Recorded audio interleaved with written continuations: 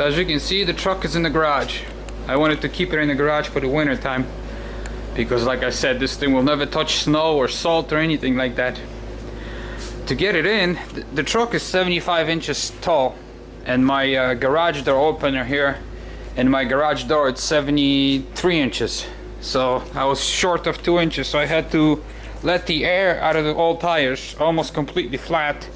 You can see here, you can see the marks of me driving in on the flat tires, just dragging on the ground almost, just to get this beast in. But once it's in, it's got plenty of room. It's probably almost another foot, and I still have to put this plastic thing on and that bed, but now we can finally move to the front.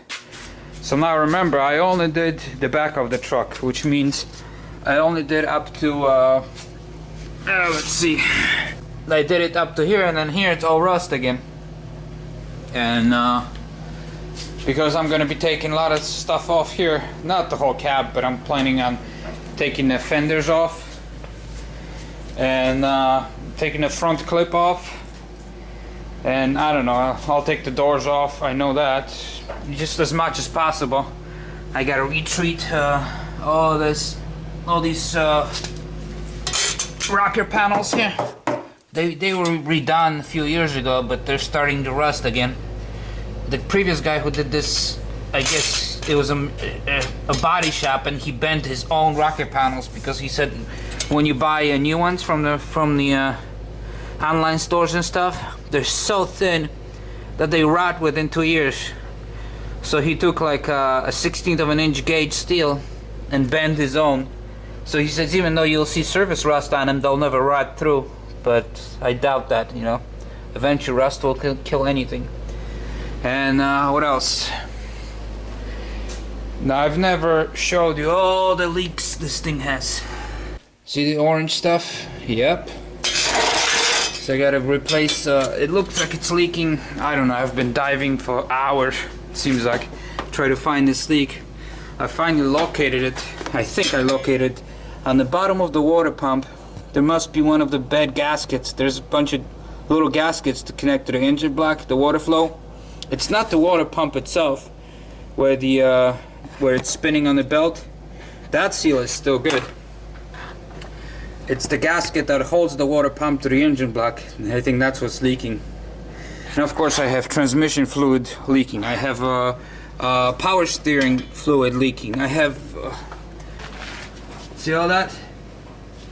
So I'm trying to get in there.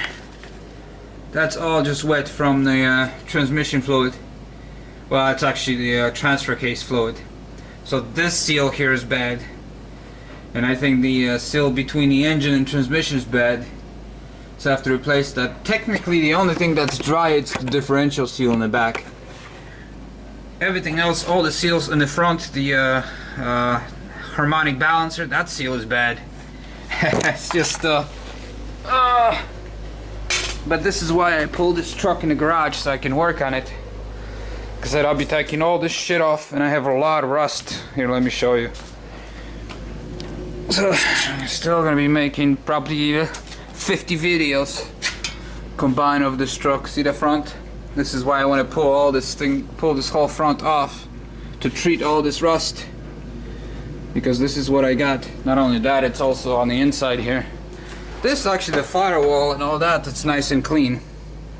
But down there, the cross member and everything that mounts the engine, that's all got a lot of rust on it. So there's the cross member that holds the tranny in place. You know, you can see all the rust. Luckily it was leaking a lot of fluids, so a lot of the greasy fluids kept the rust somewhat in check. So it's nothing really thick. It seems like a lot of surface rust, but as you can see, it's really nice, nice thick steel. There's some rust on the body here underneath, which I also have to address. Sorry, my hand is shaking because I tried to extend my hand deep in there.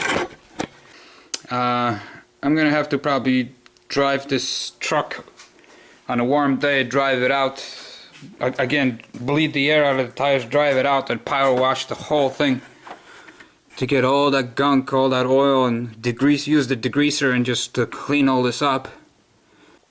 This thing's got a little cooler on the bottom for the transmission in front of the radiator. You can't probably see it now. There's a little socket right there. I don't know if you can see it or not. It's a joke. It's like a 6 inches by 9 inches cooler. And they call this extra. You know, you pay like $400 for HD transmission cooler, and it's and it's like this big. It's a joke. So I'm buying a proper one, which is almost the size of the radiator.